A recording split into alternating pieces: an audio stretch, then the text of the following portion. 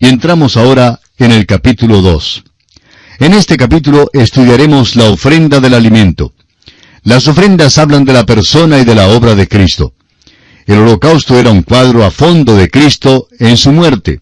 En cambio, la ofrenda del alimento revela la humanidad de Jesús en toda su perfección y amabilidad. Al leer acerca de esta ofrenda, verá usted que se lee exactamente como una receta de pan. Y eso es exactamente lo que es. Es realmente una ofrenda de alimento. Puesto que no hay derramamiento de sangre, esta ofrenda era diferente de las otras. Sin embargo, generalmente era ofrecida con otra ofrenda en la que había derramamiento de sangre. Esta ofrenda de alimento podría ser ofrecida o bien cocida o no cocida. Aarón y sus hijos recibieron una porción de esta ofrenda como alimento para ellos mismos. Tenía que ser comida por todos los varones en la familia de Aarón. La ofrenda de alimento manifiesta la humanidad de Jesús en toda su perfección. Su deidad no se deja entrever aquí. Jesús era perfecto hombre y era el hombre perfecto. El propósito de Dios para el hombre se cumple en Jesús. Él es el segundo hombre, pero el último Adán. No habrá más Adanes, pero habrá otros hombres como Jesucristo.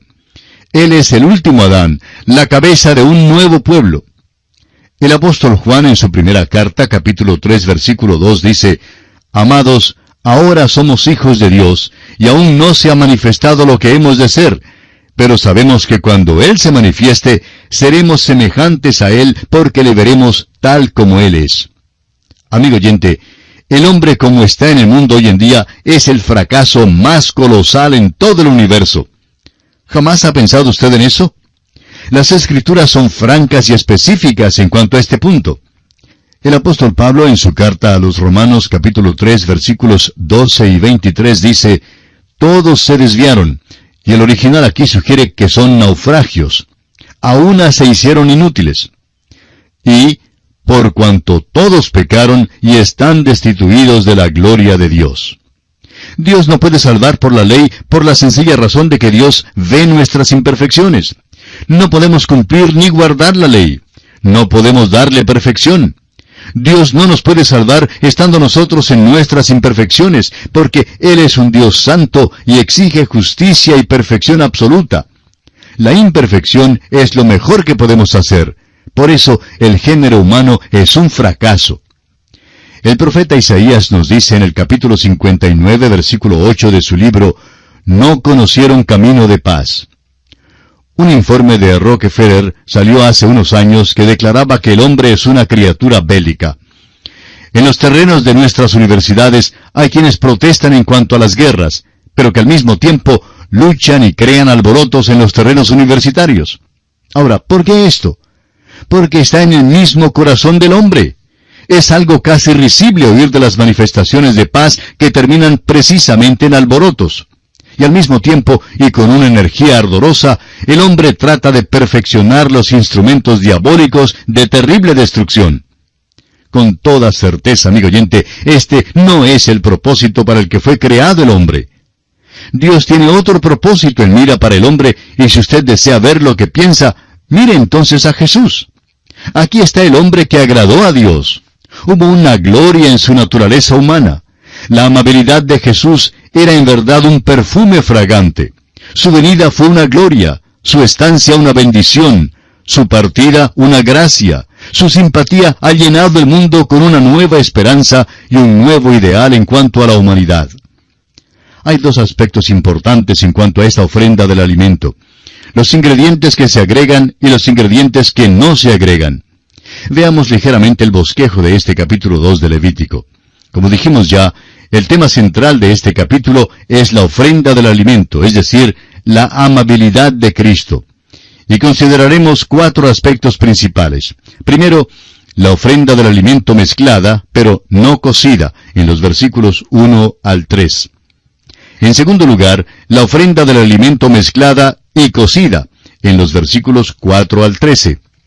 En tercer lugar, las primicias de las espigas verdes rociadas con aceite e incienso, en los versículos 14 al 16. Y en último lugar, la ley de la ofrenda del alimento. Y para ello tendremos que volver una vez más al capítulo 6 de Levítico, los versículos 14 al 23. El primer aspecto es, pues, la ofrenda del alimento mezclada, pero no cocida. Leamos el versículo 1 de este capítulo 2 de Levítico. Cuando alguna persona ofreciere oblación a Jehová, su ofrenda será flor de harina, sobre la cual echará aceite y pondrá sobre ella incienso. La ofrenda debía ser hecha de flor de harina, y la harina fina en aquel día era cosa rara. No tenían los grandes molinos como los tenemos hoy en día, diseminados por todas partes.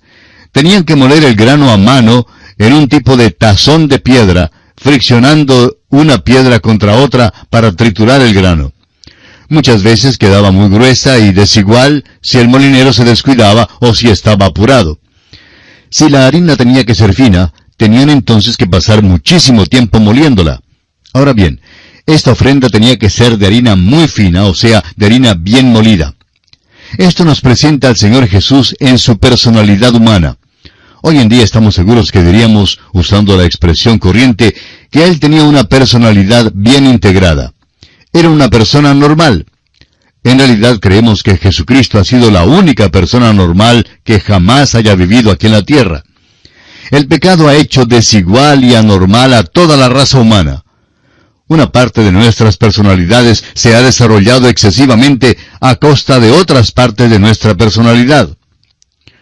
Un estudiante universitario que se encontraba en el último año de sus estudios sobre psicología anormal fue a hablar con el profesor del departamento de psicología y le dijo que cuando consideraba la etiología de la afección de cada forma de la anormalidad que estudiaba, descubrió que padecía también todos los síntomas de cada una de estas formas de la anormalidad.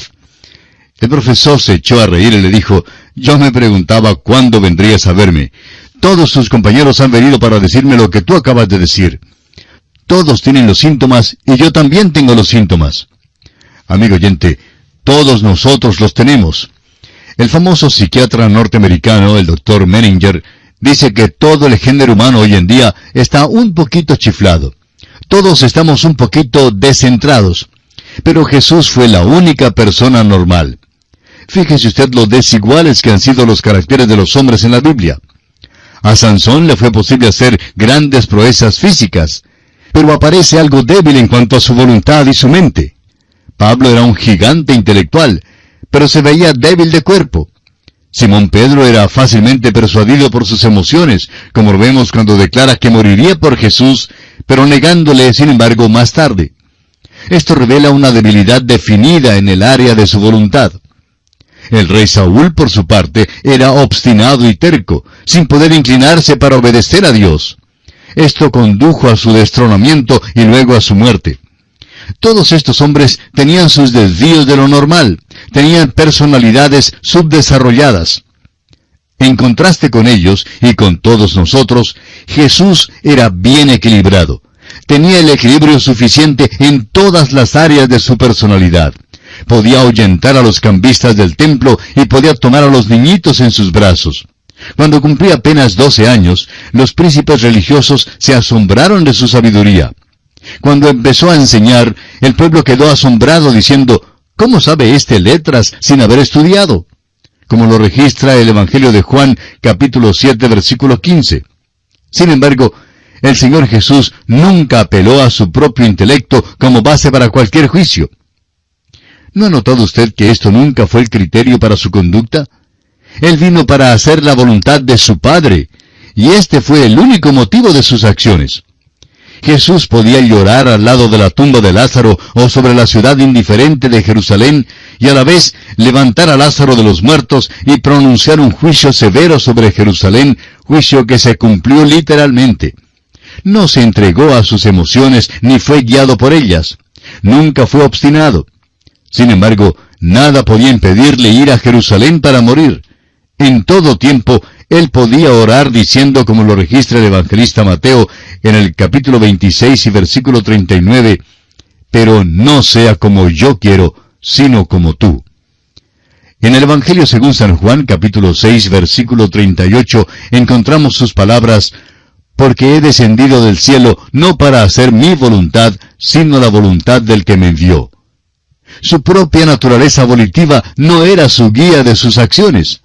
La naturaleza de Jesús era equiparada e integrada en todos sus aspectos, mientras que nuestra personalidad es desigual, débil y anormal en muchos aspectos. Volviendo ahora al versículo 1 del capítulo 2 de Levítico, leemos, sobre la cual echará aceite.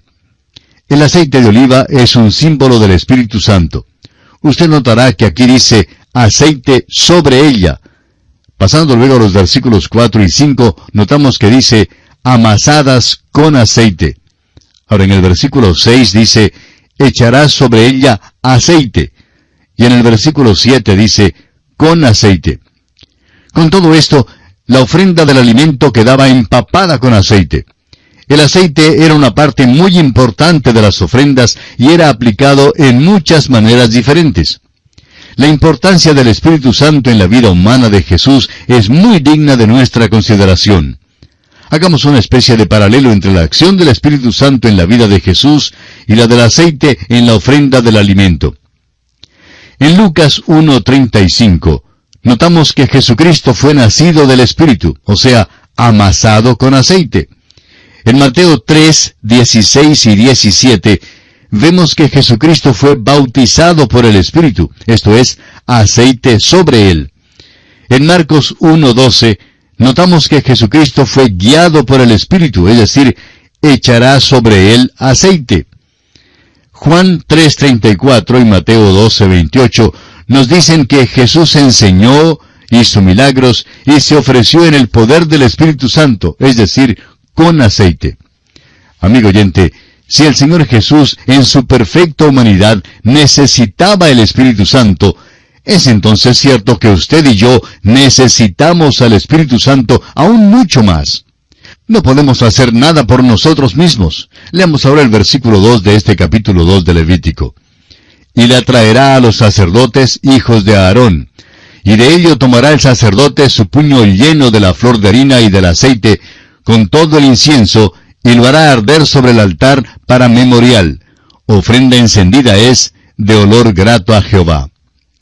El incienso se hacía según una fórmula secreta. Evidentemente era una forma de incienso puro mezclada con otros ingredientes aromáticos. Era preparado con ciertas partes de algunas plantas o árboles, quizá con la cáscara u hojas. El incienso exudaba su fragancia solo cuando era mojado, molido, quemado o puesto bajo presión. Y esto habla de la vida del Señor Jesús, cómo Él manifestó la fragancia de su vida bajo los fuegos de la tensión, las presiones y la persecución. Esto es lo que su Padre vio en Él, y por eso dijo que tenía complacencia en Él. Había una fragancia especial en su vida, y debe haber una fragancia también en nuestras vidas, puesto que pertenecemos a Él. Leamos ahora el versículo 3 de este capítulo 2 de Levítico. Y lo que resta de la ofrenda será de Aarón y de sus hijos. Es cosa santísima de las ofrendas que se queman para Jehová. Los sacerdotes recibían una porción de la ofrenda del alimento. Debían recibir un porcentaje de cada ofrenda. Al parecer, lo restante era mezclado y luego quemado sobre el altar. Notamos aquí un énfasis especial sobre el hecho de que esta ofrenda era quemada sobre el altar aunque no había derramamiento de sangre relacionado con ella. El fuego recibe un gran énfasis, como también lo veremos en los versículos 2, 9 y 16, y en el capítulo 6, versículos 15, 17 y 18. Y pasamos ahora a considerar el segundo aspecto en este capítulo 2 de Levítico, o sea, la ofrenda del alimento mezclada y cocida. Leamos los versículos 4 al 10. Cuando ofrecieres ofrenda cocida en horno, será de tortas de flor de harina sin levadura, amasadas con aceite, y hojaldres sin levadura, untadas con aceite.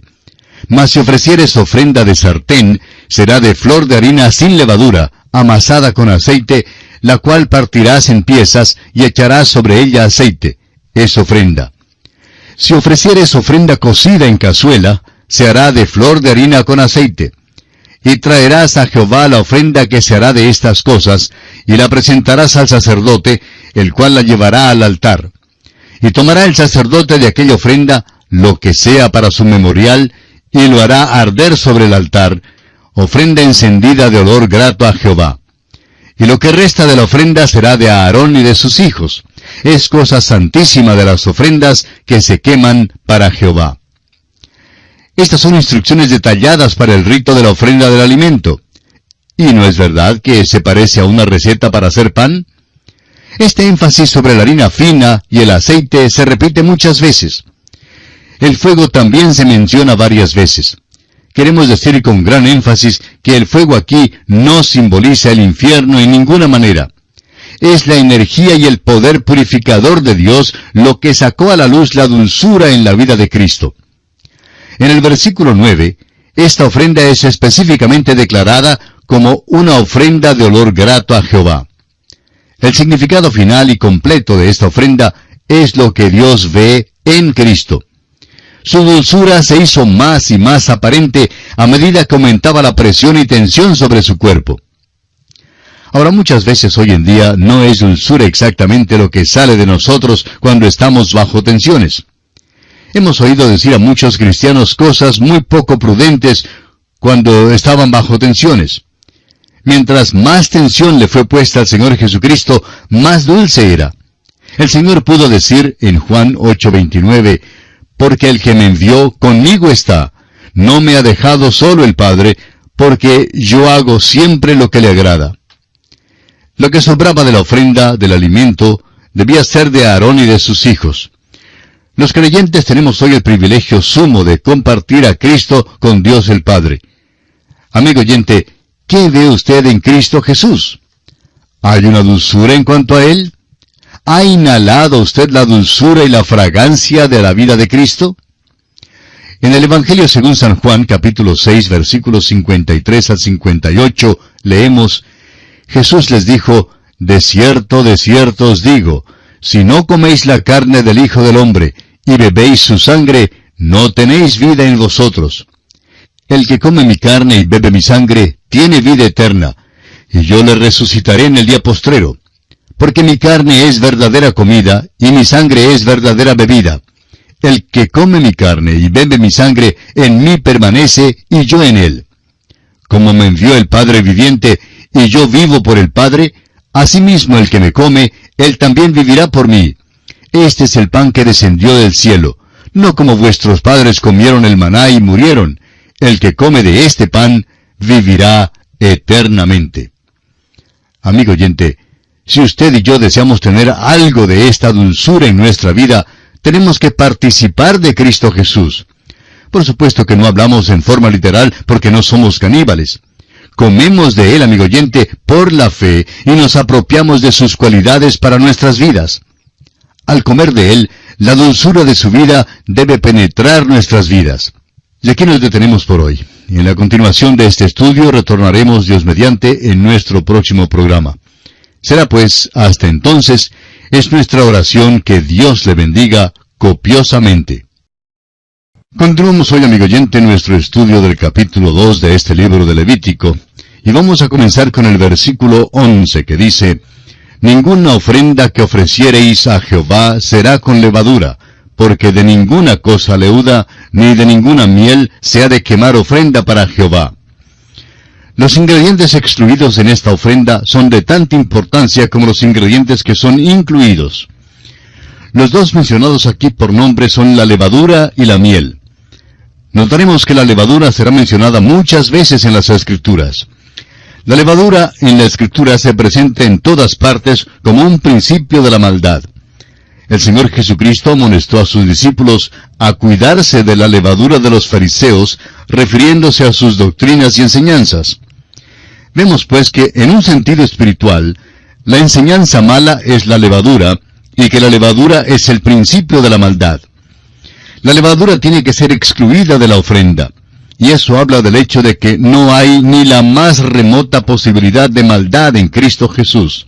No hay ningún pecado en la vida de Cristo. La miel era también excluida porque representaba la dulzura natural meramente. Hay cristianos que en público asumen una actitud muy piadosa. Siempre andan con una sonrisa dominguera. Llaman a todo el mundo mi hermano y mi querido fulano de tal. Su aureola resplandece como si se hubiese pulido con un novísimo limpiador milagroso. Sin embargo, Estos mismos son los que muchas veces se ocupan de transmitir la calumnia más maligna y el chisme más malicioso. En cierto sentido, estos son más peligrosos que un asesino con pistola.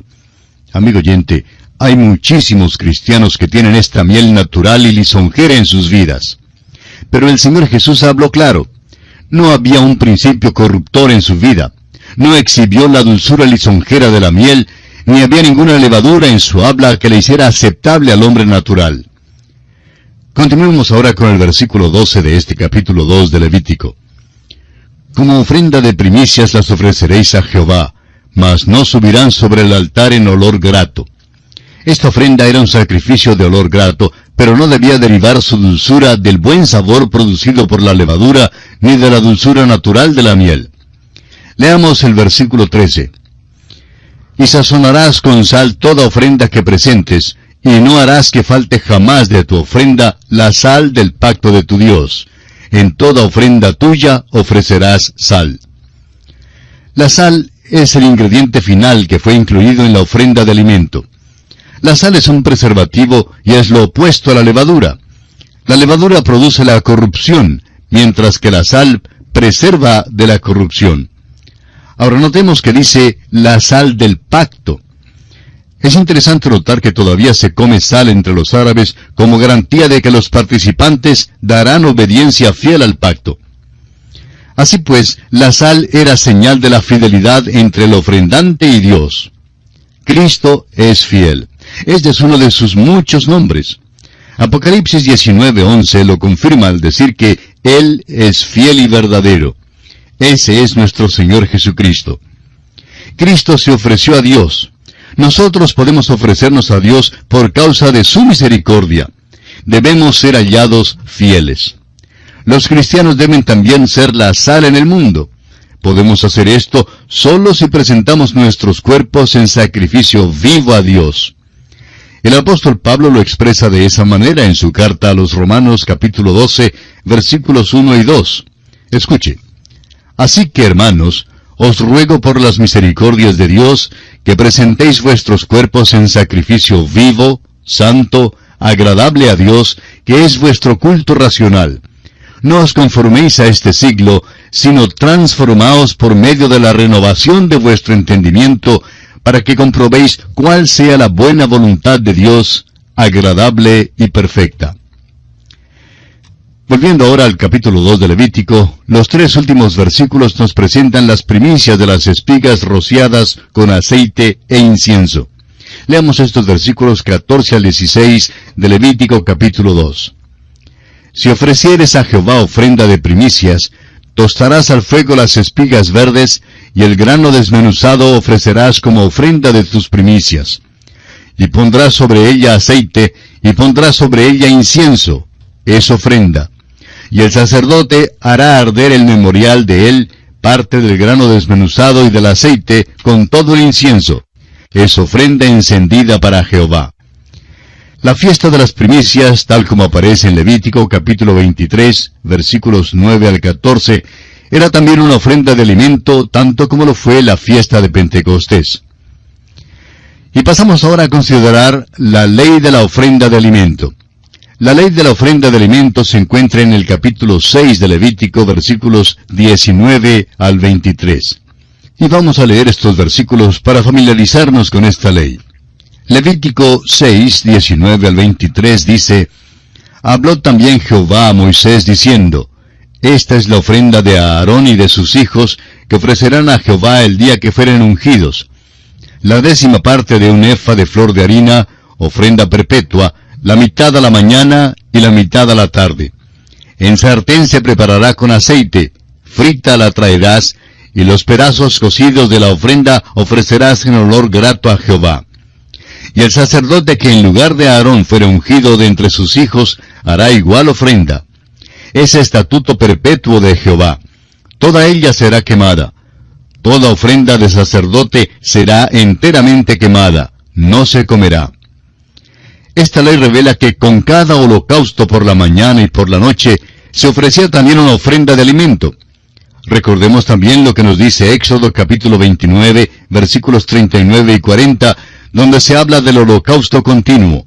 Dice allí, ofrecerás uno de los corderos por la mañana, y el otro cordero ofrecerás a la caída de la tarde. Además, con cada cordero, 1/10 parte de un efa de flor de harina amasada con la 1/4 parte de un hin de aceite de olivas machacadas. Y para la libación, la 1/4 parte de un hin de vino. La ofrenda de alimento, amigo oyente, manifiesta a Cristo en su consagración. Representa también la consagración de los creyentes en Cristo, y describe la perfecta humanidad de Cristo Jesús. Y así terminamos nuestro estudio del capítulo